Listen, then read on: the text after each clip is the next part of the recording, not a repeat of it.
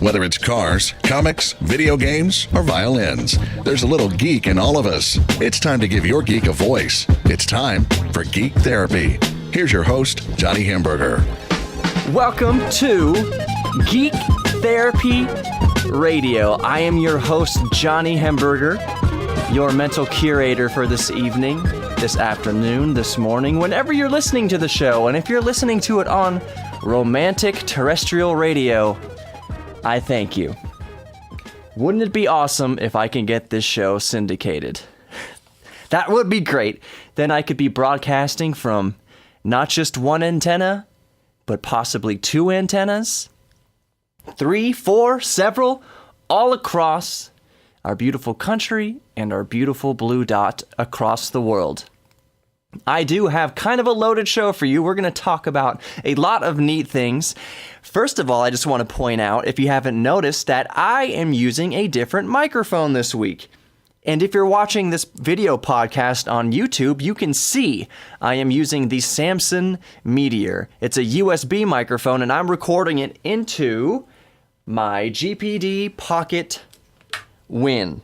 And a bunch of cables just fell onto my feet, but I will remedy that situation in a second.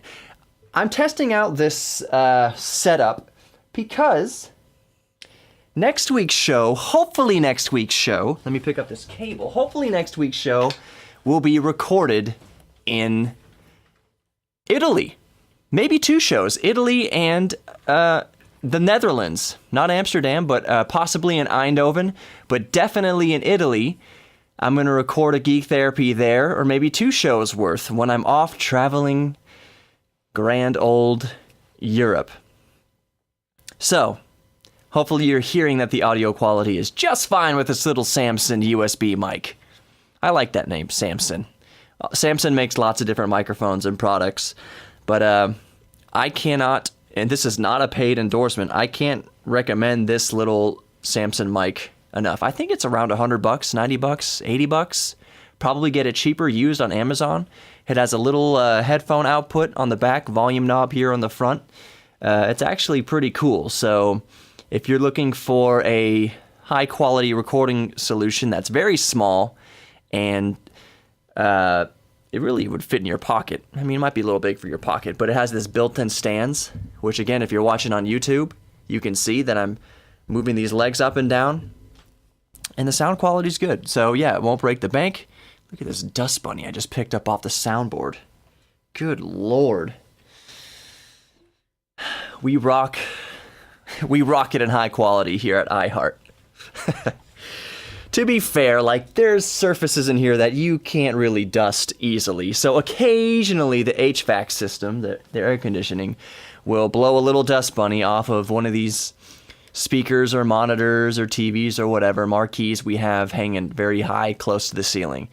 So we just let Mother Nature dust it. Although HVAC is not Mother Nature. I digress. I do have an actual real story to get to this first segment, which is kind of... It's very perplexing to me, and I want to get everyone's opinion on it. There is a company that is offering its employees, it's a US company, offering employees a free microchip implant in their palm meat, in between their thumb and index finger. It's about the size of a grain of rice. And what it does basically is, I'll show you my security access card I have here at iHeart. I can show it on screen. You're not going to be able to get any sort of information off of it on the internet or anything like that, or through the microphone. That's not going to work. If you can get access to the building by me holding my card up to the microphone, you are a sorcerer. You're not good at science. You are an actual magician with magic powers. So anyways, this chip that this company is offering to implant into its employees for free is basically a security access card. So that way, you know, when they're walking into the building, they can just kind of hold their palm up to those security access points. One of our security access points, maybe I'll take a video of it, show it later. It has those little red lights on it, and I put a picture of of the Terminator on there. You know, because the Terminator has the red eye. Geek alert, nerd alert. You know, the Terminator with his red eyeball. Okay, that's stupid. Yeah, I'll post a picture. I'll put it right here. There, you saw it. Good. If you didn't see it if you're listening. So if you're listening, you want to see what I'm talking about, go to the YouTube, Geek Therapy Radio on YouTube. And I might as well plug the social media right now while I'm at it. Geek Therapy Radio on YouTube, Geek Therapy Radio on the iHeartRadio app, Geek Therapy Radio on Facebook, Geek Therapy Radio on Instagram. I could not have drawn out the word radio more if I tried. That's my brain, my computer brain kind of stuttered as I processed some information through my mental CPU, so I stuttered a little bit. But yeah, Geek Therapy Radio on Instagram, Facebook, YouTube, the iHeartRadio app, Spreaker. There are so many ways to get Geek Therapy Radio into your eyeballs and earballs. I'm really liking uploading this to YouTube because I'm really liking this old camera that I'm using, this Nikon D3100. So I can show you, this Samsung microphone, show you this computer. But back on topic. My question to you is, and I'm not getting too conspiracy theory with all this, if your company offered you a free subdermal implant to be able to access the building, not only access the building, but some of your credit card or debit card information can be saved in there as well. So you can go to your employee snack room, to the vending machines, pull out a Coke, and just put your palm up against the thing and pay for it, with the ID chip that's embedded in your hand. So on the one hand, there, of course, is all sorts of convenience factors going into this. And I get that. They also have stated, the company states that there is not a GPS tracker in there. It's just an RFID chip. So it's just like a near field. People can only read information off of it if they're very, very close to you. So, but that's still scary to me. My answer is no. Absolutely unequivocally, no. I would not allow somebody to implant any sort of ID chip into my skin. I will do it in my cat and my dog. They are animals. That's fine. If they get lost, they can do a scanner over their back or whatever, find the chip and find the owner. That's fine. That's fine. But there's an ethical, and depending on your religious beliefs, there are moral ramifications to getting your ID and all your information implanted into your skin. Here, on the religious note, I will say this to kind of muddy the waters of ethics and morality when it comes to that. When it comes to, for instance, what the Bible says about the mark of the beast. You can pay for things with your fingerprints. You can access security. Some places you use your fingerprint to access, restricted areas. You use your fingerprints for all sorts of things. So the mark of the beast, quote unquote, may not necessarily be taking something engraved onto your body or taking an implant, if we're biblically speaking. So that kind of blurs the line. But I think it is definitely going over the line in that context to have something implanted in you. There again, I pose this query. Where do we draw the line for what we put on our bodies to identify us, or to pay for things, or to have access to things? I'm wearing a smartwatch, this old Pebble, which you can see in the video. This Pebble doesn't have near field communications. It has Bluetooth, but I can't store my credit card information basically on my Pebble. I can't store my identity on the Pebble.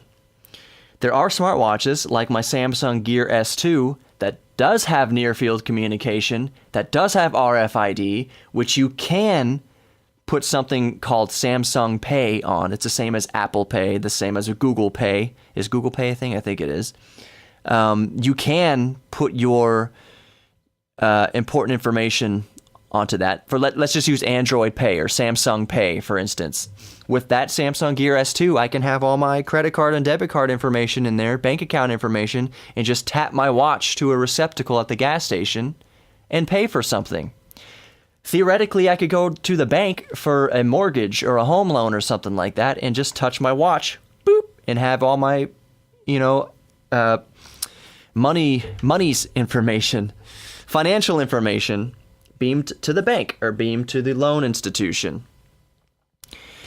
So what's really the difference between the watch I wear and the subdermal implant? Of course, the obvious answer is that it's a company, a corporation, God forbid, a government, implanting something physically into your body.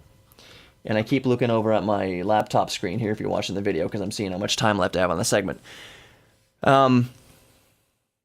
So would you do that? Would you have an RFID with all of your life information implanted into your skin for the sake of convenience, for the sake of buying a Hershey bar or a soda?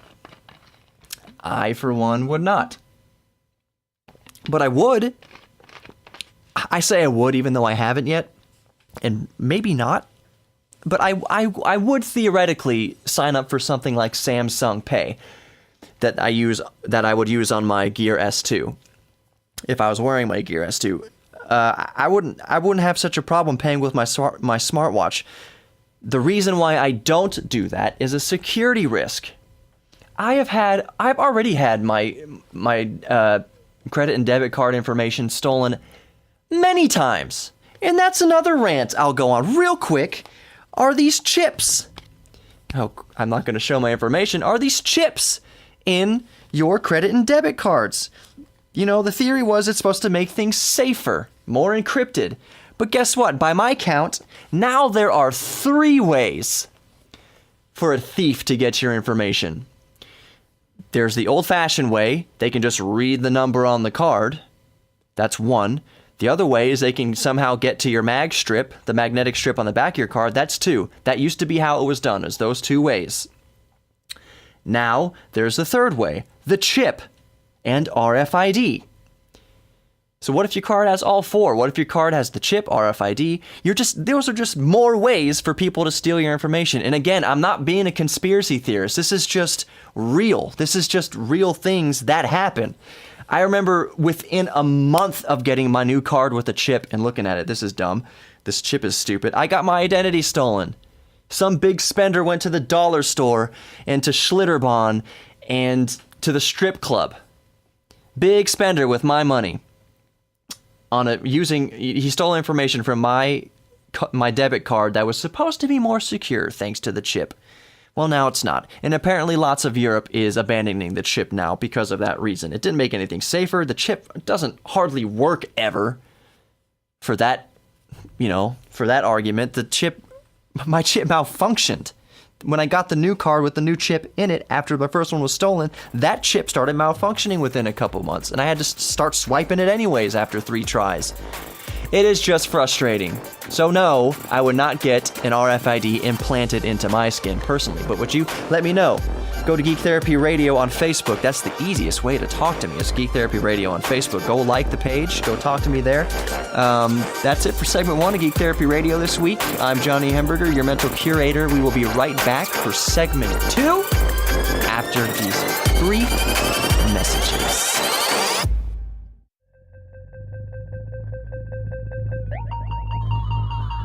Welcome back to GTR, Geek Therapy Radio. Wow, that sounded intense. That sounded neat. That sounded pro and didn't sound geeky at all. So maybe I should try it again. Let me push up my glasses. Welcome to Geek Therapy Radio. Why is my voice so high as a geek? Welcome to Geek Therapy Radio. Why'd I sound like Goofy? Can I just sound like a geek for a second? Welcome to Geek Therapy Radio. That's pretty good. where we talk about all things geeky. I don't know what voice this is, but it's geekier than the other ones I just did. And that's it for that voice. That's it. I'm not saying forever for that voice, but for this show, that is it for this voice. That voice. I wanted to change subjects. Okay, I'm Johnny Hamburger. If you're just joining us, Johnny Hamburger, your mental curator for the evening. Yes, Hamburger, not hamburger. But you know what? I welcome it now. Actually, I take that back. I don't welcome it, but it's fine if people mishear my name, because it makes it easier to spell sometimes. I say it's hamburger, but all E's. Hamburger. So if I'm at a restaurant or I'm at a kiosk or whatever at the airport, hamburger? Nope. Hamburger. Just hamburger with all E's. Oh, hamburger. And I know how to vet sales calls, because here's the thing. Salespeople, when they call my phone, on the rarest of occasions when I even answer a number that I don't recognize, because if it's a number I don't recognize and they don't leave a message, it is not important. Period. Flat out, not important. I will not answer calls that I do not recognize the number. Leave a voicemail, and I see you're an actual person. Yes, I will call you back immediately. Anyways, so I know how, it's salespeople don't want to offend me, so they don't want to say, Mr. Hamburger? They don't say that. So they go the completely opposite way. I almost had a verbal slip that I had to beep. I had to go the opposite way, no H. They go the opposite way, no H, and they say, is this Mr. Hamburger? May I please speak with John Hamburger? They make it French. What about one of the most German words ever looks even remotely French? Oh, it's got an ER at the end, so maybe it's Hamburger. We don't want to offend him by saying hamburger, because it doesn't look exactly like hamburger. Maybe it's French. Can we talk to John Hamburger? Is this John Hamburger? How fancy. No, hamburger. There's a Hamburg, Germany. And you'd think that's where my ancestors came from, but no. We trace back most recently to Mannheim, Germany, which I've been to Mannheim. It is a very industrial city. That being said, there's still castles and there's still all sorts of great architecture. And I like Mannheim. Mannheim was great. They have this like Space Needle there, kind of like in Seattle, but it's just an observatory way above Mannheim. And you look out for miles and miles to the horizon, all around 360 degrees, and it is industrial, like I said, just an industrial city. Let's get to the real topic. Let's get to the real topic for this segment, and that is under the category of cars, but not specifically any car. I mean, I will talk about a car specifically that kind of spurred me onto this subject. And that is the new, 2018 Dodge Mustang that's coming out. The new Mustang GT. Now here's what it piqued in my geek brain. The new Mustang GT, what is it? The horsepower is up to like 460, whatever. There's a new mode you can engage in it to do a drag race, to go for a 0-60 time, and if everything's right, if all factors are correct and everything's done perfectly, the new Mustang GT will do 0-60 in under 4 seconds, which is faster than the base Porsche 911 Carrera. I'm saying Porsche, and there are people out there pulling their hairs out. Porsche! It's Porsche! Well, sweet Porsche. Anyways, the new Ford Mustang GT will do 0-60 under 4 seconds. That is with this setup. Needs to be automatic, 10-speed automatic. The 6-speed manual will be slower. 3 pedals will be slower. So it has to be automatic, and the buyer has to shell out extra money for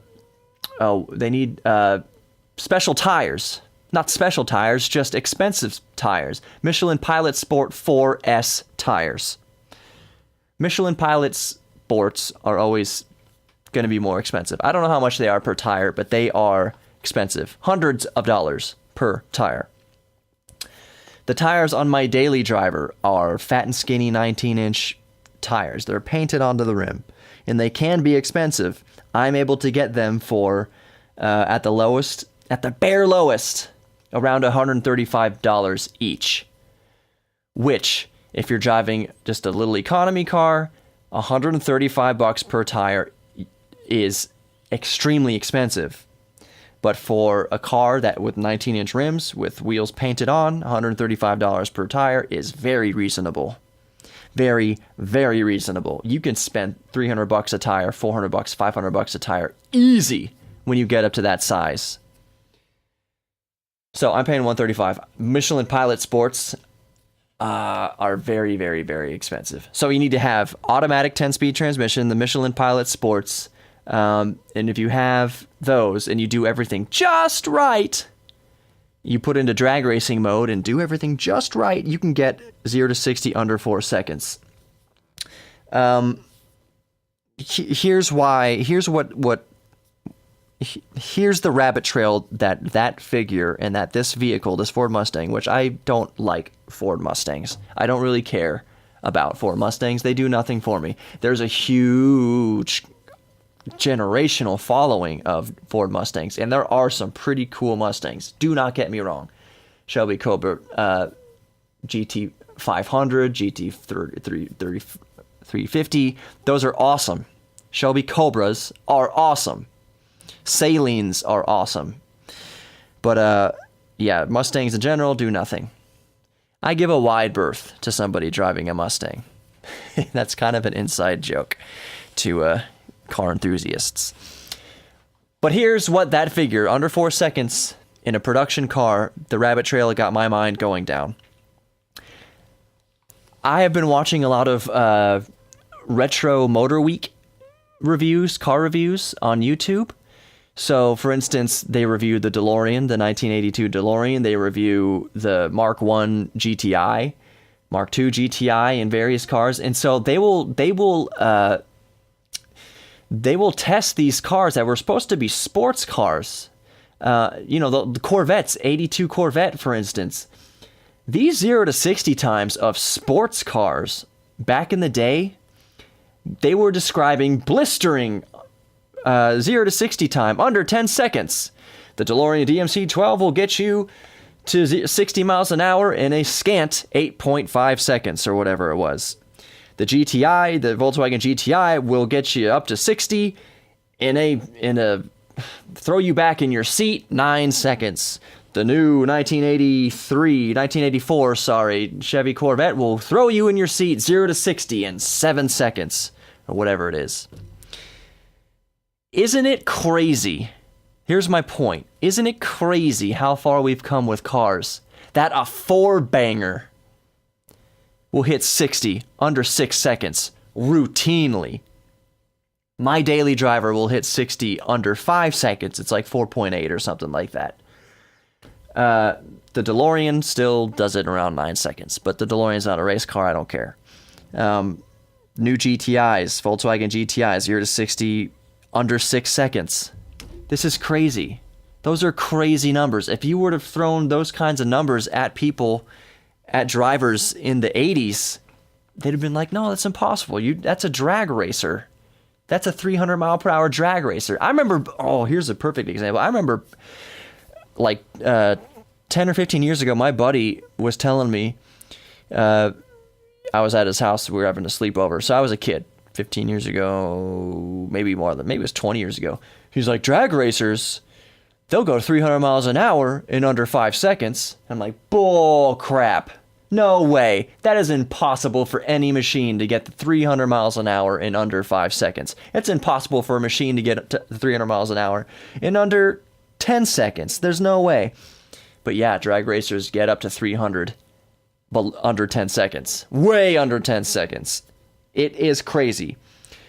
So for a production vehicle that you can just go buy And a Ford Mustang is not a very expensive vehicle, all vehicles considered. It's gotta be 50 grand less or more than the Porsche 911 Carrera. And it's faster than the Porsche 911 Carrera. Porsche 911 Carrera. Listen to my nerd brain go. Somebody shut me up.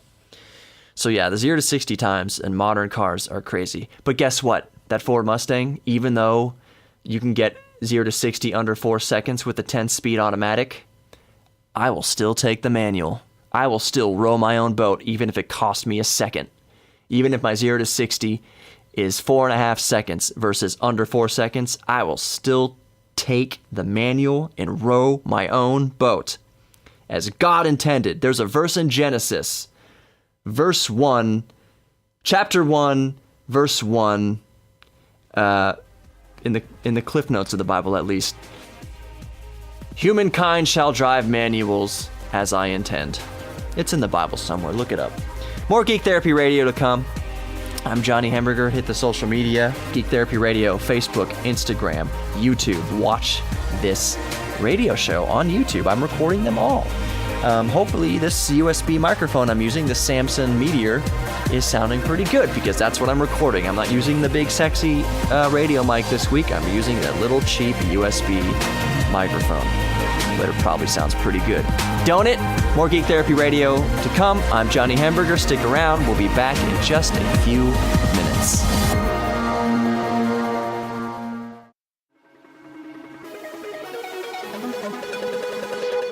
Welcome back to Geek Therapy Radio. So far, we've talked about, would you personally get an RFID implanted in your palm? And we've talked about 0 to 60 times in production vehicles being insane in modern times. I'm Johnny Hamburger, your mental curator for the evening. Still, if you're just stumbling upon this awesome radio show, if I do say so myself, woo! Awesome radio show called Geek Therapy Radio, where we nerd out about anything geeky. The stars, not like celebrities. I could care less, unless they're doing something geeky. But astronomy stars, balls of gas, nuclear balls of gas up in our sky. Cars, we just talked about cars, the new Mustang and sub 4 second 0 to 60s. We talk about airplanes. I haven't talked about airplanes in a few episodes, but I'm waiting. I want to hear what you guys are geeking out about. What's your geek thing? That's what the whole show's about. Comic books, video games, computers. I hope to do at least one segment of a build vlog. I say vlog because I am broadcasting these shows also on YouTube. If you're watching right now, that's redundant. Hello, you see me on YouTube. But I want to do a build vlog of the new AMD Threadripper. Once Threadripper comes out and is available to me. I cannot wait for that. That's going to be awesome. Awesome. AMD Threadripper. I'm just so happy that AMD is back competitive now for the first time in over 10 years. And I guess I'll touch on that subject. I did have something to talk about in this segment, and I'll tease it a little bit. It's that there's more water in the moon than we previously thought, but I'll get to that later. I wanted to talk about AMD Threadripper and how AMD has come out of the gate swinging at Intel for the first time in about a decade. And here's a crazy side effect. A crazy side effect of AMD announcing Threadripper. For those who don't know, Threadripper is going to be up to 18 cores in 36 threads. That means each core is, hyper-threaded. It's not actually called hyper-threading. I forget what exactly it's called for AMD, but each core basically acts as 2 cores. So it's 18 physical cores with 36 threads, and it cost about $1,000, and it is awesome. And it has Intel shaking in their boots for good reason, for very good reason. That is a value chip right there. And why would somebody pay twice as much, 2 or 3 times as much for any sort of Xeon that Intel's offering that has 18 cores? I think Intel has a chip with 20 cores. I believe a prosumer chip. Don't quote me on that. But I believe it's up to 20 cores. Anyways, it's thousands of dollars. Several thousands of dollars. So Threadripper coming out, 18 cores, 36 threads for around $1,000. I cannot wait to build my new AMD PC. That is a sentence that is the first time I've been able to say that sentence in 10 years. I can't wait to build an AMD PC. Still love Intel, but I'm just so happy that AMD has come out swinging. So the side effect of this, of AMD offering up Threadripper, and even the Ryzen series of their CPUs, the Ryzen 7 series of CPUs, what is it, 1800X, 1700X, has 8 cores out of the box. 8 cores, 16 threads for like $500. That's amazing. You can't get an 8-core Intel chip for $500. No way. No way. So we have gone in one generation of CPUs, not generation of people, but one generation of CPUs, which is 1 year basically. We have gone from 4 cores and 8 threads being the standard, and you could still get away with you could barely get away with a dual core. 2 cores, 2 threads, just 1 thread per core. You could barely get away with that now. But I would argue maybe not even really that. 2 cores is you are slouching with only 2 cores. 2 cores hyper-threaded, so 2 cores, 3 threads. You could still game with that reasonably. You can still do gaming, do reasonable content creation if you're okay waiting forever for media to render out. So the standard, to me anyways, and to the industry, to increasingly more with game developers, the standard is 4 physical cores. So the Intel Core i5 would pretty much be the baseline standard. Until just this year, because AMD has announced Threadripper in their Ryzen 7 series, which is currently available, which has 8 cores and 16 threads. They have single-handedly taken the standard from 4 cores to 8 cores. So now you have both manufacturers scrambling. Just in Intel, it's just sloppy and dirty and nasty the way they have just tossed out their multi-core processors, their 8-core processors, 6-core, 8-core processors this year in an attempt to compete against AMD. But thank God they've done that.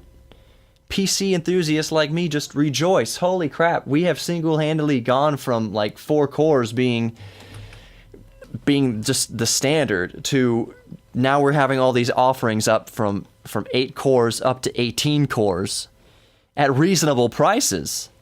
Very reasonable prices. 8 cores and 16 threads for $500 is amazing. Is awesome. That chip right there, 1700X in the Ryzen 7, 5, and 3 series are the reason why why Intel has shaken in their boots and is hastily trying to make competitive chips for consumers, but they're not going to be able to. Intel has been the leader of the pack for the last decade, and the reason why they're leaders is because they've spent so much freaking money on R&D and development. Intel chips are core for core, core to core, better than AMD. An Intel i9 core is going to be better than a Threadripper core in its cycles per second and all that kind of stuff. But the point is that AMD gets within 90% of Intel. If AMD has gotten 90% to within Intel's power at a fraction of the cost, that is awesome. Now, of course, a Threadripper, 18-core Threadripper chip is going to beat the pants off of a Core i7. Of course it is. Even a 6-core or 6-core i7, a Threadripper with 18 cores is going to demolish. But what a time to be a PC builder. Late 2017, early 2018 is just PC geek heaven. And on that note, we'll be back with more Geek Therapy Radio. I'm going to talk about how wet the moon actually is, how much water we now think is actually on the moon, because it's pretty cool. And it's way more than we previously thought. And we'll be back with more Geek Therapy Radio. I'm Johnny Hemberger. Stick around, just a few minutes. We will be right back.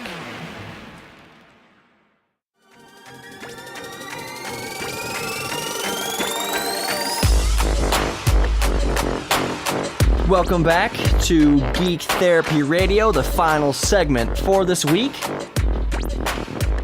But is it really final? Because if you like it, you can just rewind it and listen to it again, unless you're listening to it only on the radio, and then you are SOL. Somebody told me they thought SOL stood for sorry, out of luck. That's not what it stands for. The out of luck part is accurate. The first S is not accurate. Anyways, welcome back to Geek Therapy Radio. I am your mental curator for the evening, Johnny Hemberger. Visit Geek Therapy Radio on all the social media. Just look up Geek Therapy Radio on Facebook, Instagram, YouTube, where you're watching this radio show right now. If you're watching, the iHeartRadio app, Spreaker, iTunes. Basically, just Google Geek Therapy Radio and it'll come up. And I'll do this. I hardly ever do the Twitter because I don't really use Twitter that much. I can see if someone's PM'd me or, retweeted me or something like that, but it's Geek Therapy KPRC on Twitter. So Geek Therapy KPRC. The reason why it's not Geek Therapy Radio on Twitter is that there's a limit to how many characters you can have in your screen name. So Geek Therapy KPRC fits. Geek Therapy Radio does not fit by like one letter. It's dumb. Come on, Twitter. Let me just have my full name on there, Geek Therapy Radio. Anyways, social media out of the way. Just Google Geek Therapy Radio. I'm everywhere. I said I was going to talk about the water on the moon and how the moon is wetter than we once thought. Back in the day, as of 2008, we thought that the moon was pretty parched. Naturally, thought that there wasn't much water. But when we brought samples back that we studied from the Apollo astronauts, we saw that there was water in these samples, trace amounts of water. And we just thought at the time that that was due to contamination on Earth, like condensation or whatever. But in 2008, we looked at those samples and discovered that there's the same water content on those moon rocks as there were in some basalts here on Earth, desert rocks here on Earth. So that's what tipped us off. Hey, there's a little bit of water on the moon. But now we've discovered by looking at and studying lava flows, hardened lava flows, that there is even more water in there. There's even more trace amounts of water in the lava flows. Lava comes out of the magma underneath the crust of the moon. So that means there must be water in there. Now, it begs the question. Actually, it's not really important. Like if we got to the moon and there's lots of water, you know what you can make with water? Rocket fuel. When rockets combust their fuel, what's coming out of the rocket engines is not exhaust. It's not like the same exhaust that comes out of our tailpipes of our... It's not even the same that comes out of our human tailpipes. It's not the same that comes out of our vehicles, our cars' tailpipes by burning fossil fuel, by burning gasoline or diesel. No. What all that stuff you see coming out of a rocket's engine is steam. Mostly steam from combining hydrogen and oxygen. It's steam. And those blast offs put out so much steam that they create clouds, and those clouds actually rain. It's the coolest thing in the world. Rocket launches create mini rain clouds that actually produce rain. Like the clouds go up and it rains on, towns nearby or areas nearby. The launch pad. Isn't that amazing? That's awesome. So anyways, why that's important? Why you can make rocket fuel from water. So I've always been a proponent that if we want to make regular missions to Mars, we need to have a base set up on the moon. So if there's enough water that we can get out of the moon to make rocket fuel,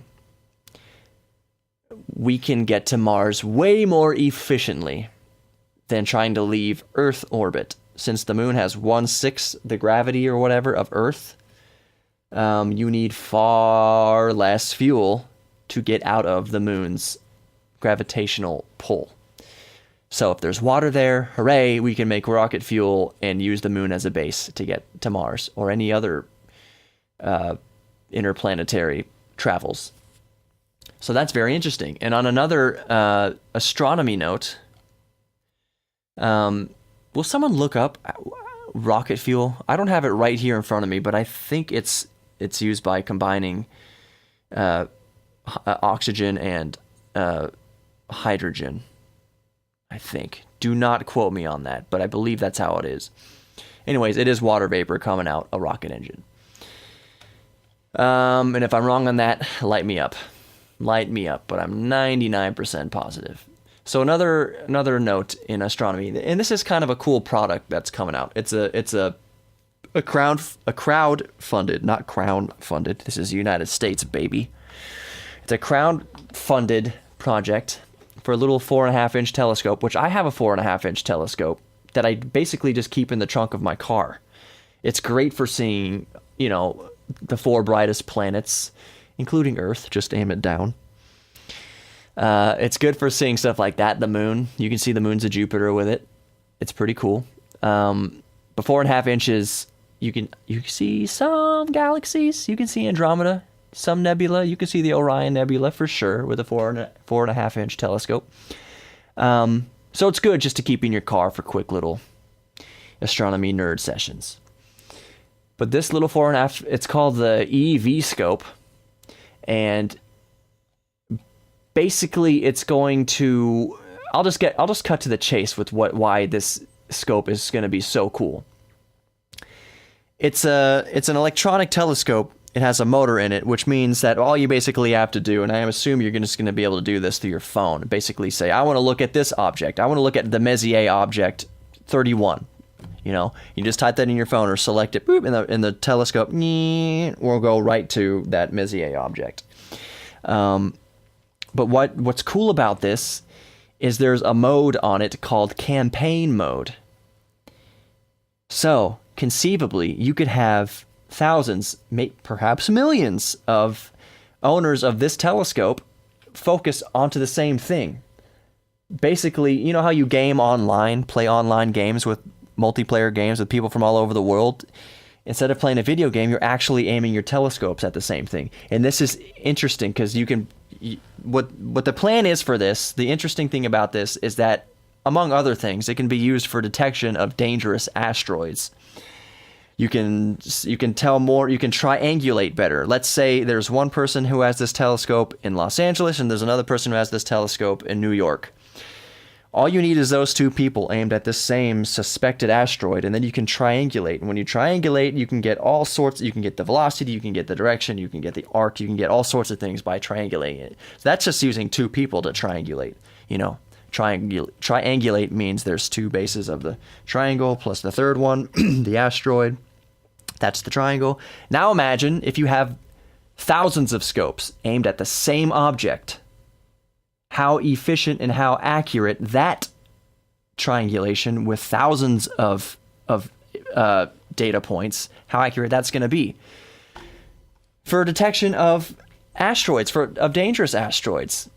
That's cool. Another cool thing is getting, to me, thinking about, the guy in New York and the guy in LA pointing their telescope at the moon and getting slightly different angles on the moon, slightly. So you could be zoomed into a mountain on the moon, and if you have those slightly, like, the moon is so far away, the degree of variation between New York, telescope in New York and Los Angeles isn't going to be that great. But if you could still kind of A-B those two shots at the exact moment in time and kind of see like that mountain on the moon in just the slightest of different viewpoints, possibly even make a 3D image of it, real-time 3D. That's awesome! Holy crap, I just thought about that.